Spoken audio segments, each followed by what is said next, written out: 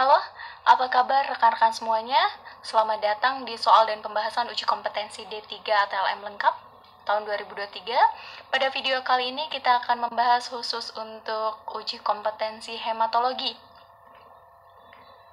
Jurusan ATLM D3 tahun 2023. Soal-soal ini merupakan prediksi soal untuk tahun 2023 berdasarkan soal-soal uji kompetensi di tahun-tahun sebelumnya. Baik, kita langsung saja. Sebelum memulai membahas soal dan jawabannya, saya ingin mengingatkan kepada teman-teman jika kecepatan suara saya terlalu lambat, dipersilakan bagi teman-teman untuk mempercepat kecepatan suara saya sesuai dengan yang teman-teman inginkan dengan cara mengklik tanda 3 di ujung kanan atas video, kemudian dipilih kecepatan pemutaran sesuai dengan yang rekan-rekan sekalian inginkan. Baik, kita langsung saja menuju soal pertama.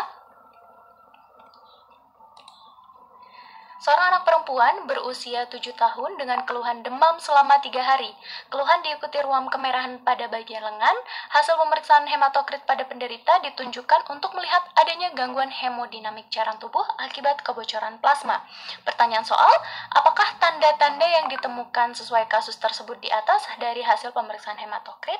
Ya, ini untuk pilihan jawabannya dapat rekan-rekan baca. Ada beberapa pilihan jawaban berkaitan dengan pemeriksaan laboratorium dari tanda-tanda yang ditujukan oleh soal. Untuk pengerjaan dalam mengerjakan soal-soal uji kompetensi, saya mau share bahwasannya kita tidak harus membaca semua soal sebenarnya, tapi tidak harus membaca semua vignette maksudnya. Tetapi yang paling penting adalah kita membaca soalnya dulu untuk mengefisiensikan waktu. Setelah kita membaca soalnya, kita dapat membaca vignette untuk menentukan clue-nya. Nah, untuk kasus soal nomor 1 ini kita dapat menemukan beberapa clue. Yang pertama yaitu demamnya 3 hari, kemudian kulit ruam kemerahan atau petiki, kemudian yang ketiga adalah kebocoran plasma. Nah, ini tiga clue ini sangat penting untuk menentukan sebuah penyakit atau infeksi. Nah, berdasarkan 3 clue ini kita dapat mengarah kepada infeksi demam berdarah tinggi. Dari demam 3 hari, petiki, dan kebocoran plasma, terjadi demam berdarah tinggi. Kemudian demam berdarah tinggi ini biasanya diikuti dengan beberapa hasil laboratorium yang khas, seperti contohnya penurunan jumlah trombosit, kemudian peningkatan nilai hematokrit, dan penurunan jumlah trombosit. Kemudian demam berdarah tinggi ini biasanya terjadi kebocoran plasma ditandai dengan peningkatan hematokrit. Karena terjadi kebocoran plasma, maka nilai plasma protein ini akan mengalami penurunan, dan karena terjadi kebocoran plasma ini maka akan mengakibatkan hemokonsentrasi. Seperti itu kira-kira untuk menganalisa jawaban dari soal uji kompetensi. Baik, berdasarkan analisa yang kita dapatkan, kita dapat menjawab soal nomor 1 dengan jawaban C, penurunan jumlah trombosit, kemudian penurunan protein plasma, dan hemokonsentrasi. Ya, kita lanjut ke soal nomor 2 ya.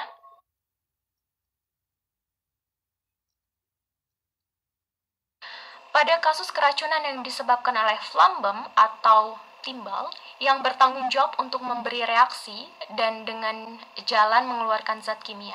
Hasil pemeriksaan DIFCON ditemukan sel dengan ciri-ciri sel sebesar 8-14 mikron, kromatin besar, warna kebiru-biruan, granula banyak, tidak sama besar, dan menutupi inti sel.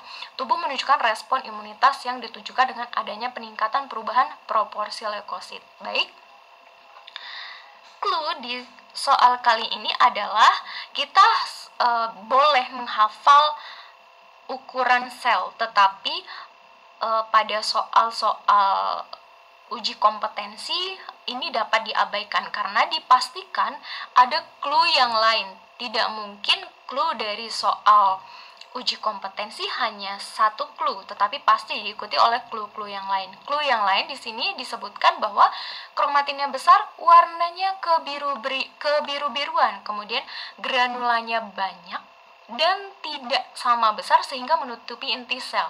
Nah, dari sini sebenarnya kita sudah dapat menjawabnya. pilihan jawaban mana yang memiliki granula kebiru-biruan.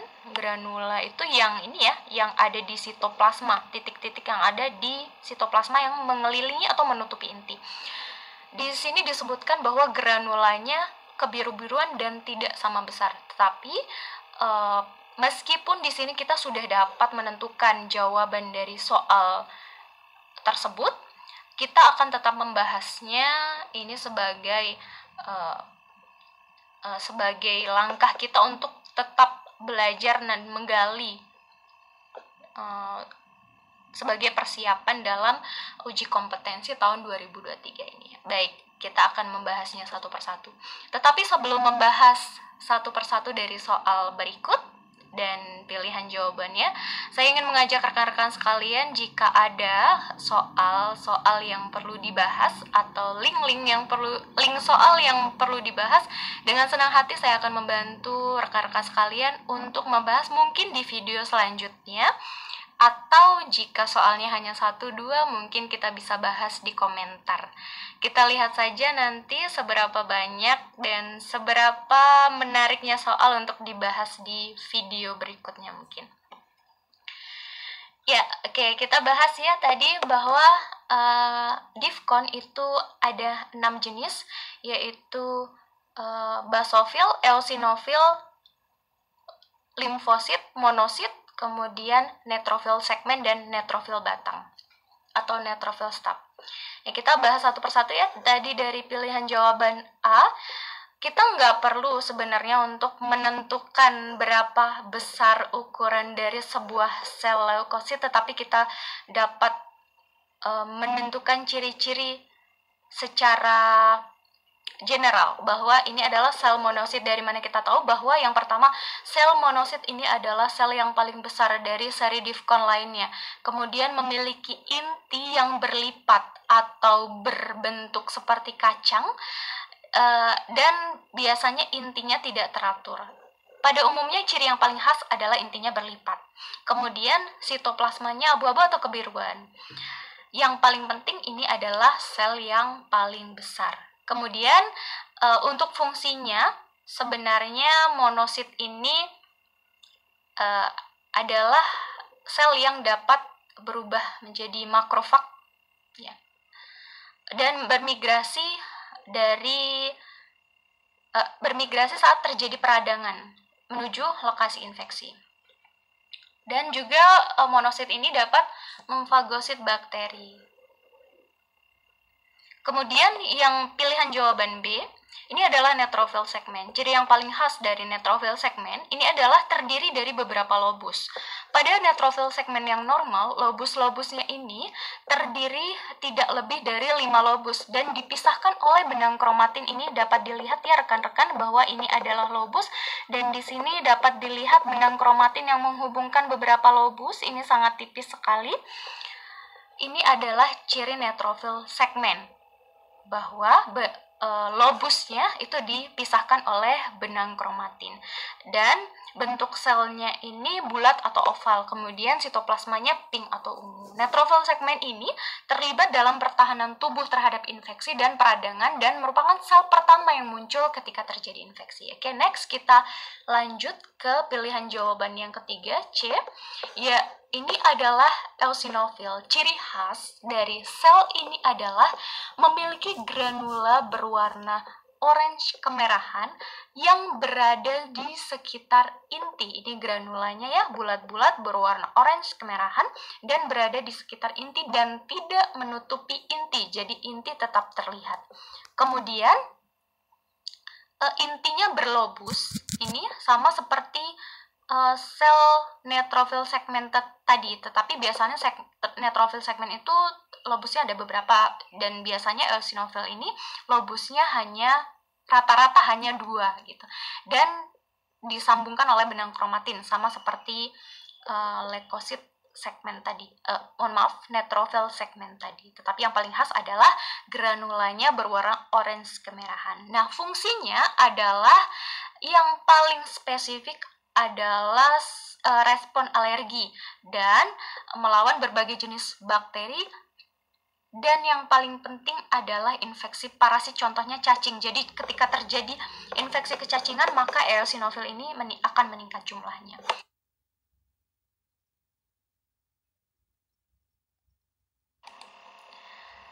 Pilihan jawaban D itu adalah basofil. Kita tahu ini basofil, ciri khasnya adalah memiliki granula yang menutupi inti berwarna kebiruan. Jadi kalau eosinofil ini granulanya berwarna merah ke orange kemerahan dan tidak menutupi inti, tetapi kalau basofil ini granulanya berwarna kebiruan dan menutupi inti serta memiliki ukuran yang tidak seragam. Sedangkan eosinofil ini granulanya ukurannya seragam, basofil granulanya tidak seragam. Fungsi dan sifat basofil adalah yang paling spesifik ini akan muncul ketika terjadi keracunan timbal atau dalam bahasa Inggrisnya tadi ya flambum. Kemudian melawan infeksi juga dan jumlahnya akan berlebihan jika terdapat indikasi asma. Itu adalah basofil. Kemudian kita menuju ke pilihan jawaban yang selanjutnya, yang E. Ini adalah yang ini ya ditunjukkan oleh tanda panah ini. Ini adalah eosinofil staph atau eosinofil batang. Ciri yang paling spesifik adalah bahwa ini tidak terdiri dari beberapa lobus, sama seperti neutrofil segmen, tetapi intinya itu tidak dipisahkan oleh filam atau benang-benang kromatin. Jadi tidak terpisah intinya dan tidak terdiri dari beberapa lobus atau segmen-segmen ya, sehingga dia disebut batang atau staph.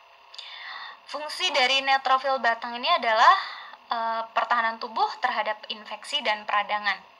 Kemudian ini adalah salah satu dari seri Difcon lainnya yang tidak ada di pilihan jawaban tadi, yaitu limfosit. Ini adalah sel dengan ukuran yang paling kecil. Kemudian memiliki sitoplasma kebiruan dan tidak ada granula. Kemudian bentuk intinya bulat atau agak oval, dan yang selain ukuran yang paling kecil, yang paling khas dari limfosit ini adalah intinya hampir menutupi sebagian besar sel. Jadi volume sitoplasmanya ini sangat kecil sekali dibandingkan dengan volume intinya. Fungsi dari limfosit ini adalah respon imun yang paling spesifik terhadap infeksi virus. Kalau tadi neutrofil terhadap infeksi bakteri, limfosit ini responnya terhadap infeksi virus. Seperti contohnya campak, kemudian HIV, kemudian sitomegalovirus, hepatitis, dan sebagainya. Oke, jadi pilihan jawaban dari soal kasus nomor 2 ini adalah yang D ya, basofil. Oke, kita lanjut lagi ke soal nomor 3. Seorang pasien laki-laki dengan umur 60 tahun datang ke puskesmas dengan keluhan batuk berdarah selama 3 minggu. Setelah dilakukan pemeriksaan dahak, ditemukan hasil BTA positif dan merupakan petunjuk adanya penyakit seperti tuberkulosis, demam, rematik, dan nefritis, serta merupakan satu respon yang tidak spesifik terhadap kerusakan jaringan. Pertanyaannya, hasil pemeriksaan darah rutin apakah yang menunjang diagnosa di atas? Ini adalah pilihan jawabannya: meningkatnya jumlah trombosit, meningkatnya laju endap darah, trombositopeni, monositosis, dan peningkatan jumlah eosinofil. Baik, kita akan bahas satu persatu dari pilihan jawaban dan soal yang dibahas dalam kasus tersebut. Oke, kita akan membahas beberapa item atau parameter dari hematologi rutin. Itu ada hemoglobin atau hemoglobin dan eritrosit, kemudian hematokrit, leukosit, LED, dan trombosit. Hemoglobin dan eritrosit, jika terjadi penurunan, maka hal tersebut mengindikasikan terjadinya anemia. Sedangkan jika terjadi yang peningkatan dapat terjadi bila dalam keadaan normal, hemoglobin dan eritrosit ini akan meningkat jika seseorang tersebut tinggal di dataran tinggi, seperti puncak gunung dan juga olahragawan. Ini pada umumnya hemoglobin tinggi, atau penyakit-penyakit lainnya seperti misalnya contohnya kesalahan produksi dalam sumsum tulang belakang. Oke. Hematokrit, jika terjadi penurunan juga mengindikasikan terjadi anemia. Sedangkan jika terjadi demam berdarah, hematokrit ini malah akan naik. Kemudian demam berdarah dengue maksudnya ya. Kemudian leukosit, jika terjadi penurunan ini memungkinkan terjadi infeksi virus seperti DBD, campak, biasanya ini leukositnya turun. Tetapi jika terjadi infeksi bakteri, leukosit ini akan naik. Tetapi jika terjadi infeksi bakteri, leukosit ini akan naik. Kemudian trombosit. Trombosit akan menurun jika terdapat penyakit DBD. Kemudian ITP atau idiopathic thrombocytopenia purpura. Kemudian akan meningkat trombosit ini salah satunya jika terjadi kanker, kemudian infeksi dan peradangan. Ada LED atau laju endap darah, ini akan terjadi peningkatan jika terjadi rematik, kemudian demam dan TBC atau demam yang lainnya. Jadi jika terjadi demam, LED ini biasanya akan naik, dan itu tidak spesifik demam terjadi karena apa. Oke, mengacu pada soal sebelumnya, di sini ada tuberkulosis, demam, rematik, dan nefritis. Maka yang akan terjadi peningkatan biasanya adalah LED. Karena ini tidak ya. Trombositopenia ini adalah penurunan jumlah trombosit. Kemudian monositosis ini adalah peningkatan monosit. Jika ada bahasa kesehatan yang berhubungan dengan penia, itu adalah penurunan, dan sitosis atau filia itu mengacu pada kenaikan jumlah. Oke, kita ke soal berikutnya. Seorang analis atas permintaan dokter sedang melakukan pemeriksaan hemoglobin metode Sian dan tidak melakukan metode Sahli. Pertanyaan soalnya, berapa panjang gelombang pemeriksaan agar hasilnya menjadi baik? Ini sepertinya tidak perlu analisa jawaban ya, karena kita sama-sama tahu untuk metode Sian-Met panjang gelombang dari fotometer adalah 546 nanometer. Oke, 546 nanometer. Sepertinya tidak ada jawaban di sini, sehingga kita boleh memilih jawaban yang paling dekat, yaitu 540 nanometer. Ini adalah jawaban soal tersebut. Oke, kita ke soal berikutnya. Seorang anak laki-laki dengan umur 7 tahun dirawat di rumah sakit dengan keluhan utama pucat mendadak sejak 1 bulan yang lalu. Ditemukan bercak-bercak kebiruan di kulit. Hasil pemeriksaan hematologi adalah sebagai berikut. Hemoglobinnya 8, eritrositnya 2.800.000, trombositnya 25.000, MCV-nya 86,4 ventoliter, MCHC-nya 33%, hematokritnya 24,2%, leukositnya 18.000 per mikroliter, LED-nya 45 per 1 jam, MCH-nya 28,6 gram per desiliter. Hitung jenis leukositnya, ditemukan sel blast lebih dari 20%. Pertanyaannya, sebutkan jenis anemia pada pasien tersebut berdasarkan kadar hemoglobin. Oh, ternyata ini ya. Kita kembali lagi ke clue yang tadi ya, bahwa tidak semua soal itu harus dibaca. Jika menemukan soal yang seperti ini, boleh langsung dibaca dulu pertanyaannya. Saya biasanya ketika mengerjakan tryout UKOM atau ketika mengerjakan UKOM, pertama kali yang akan saya lakukan adalah membaca soal, bukan membaca soal ya, bukan membaca vignette. Ini adalah vignette atau kasusnya. Karena itu akan lumayan meminimalis atau mengefisiensikan waktu ketika kita membaca soalnya dulu. Seperti contohnya di soal seperti ini, kita tahu soalnya panjang sekali, tetapi ternyata hanya jenis anemia berdasarkan kadar hemoglobin. Ini hemoglobinnya 8, disebut anemia apa? Oke, kita bahas. Iya, klasifikasi anemia berdasarkan kadar Hb itu ada anemia ringan, anemia sedang, atau anemia berat, atau anemia grafis bahasa lainnya dari anemia berat. Anemia ringan itu jika kadar hemoglobin berkisar antara 9-10, kemudian anemia sedang adalah 7-8, dan anemia berat jika kadar hemoglobin dalam darah, mohon maaf ya, ini dalam darah maksudnya, kurang dari 7 gram persen. Jadi kembali lagi ke soal ini ya, bahwa hemoglobinnya adalah 8 gram persen atau gram per desiliter, maka dia dikategorikan sebagai anemia sedang.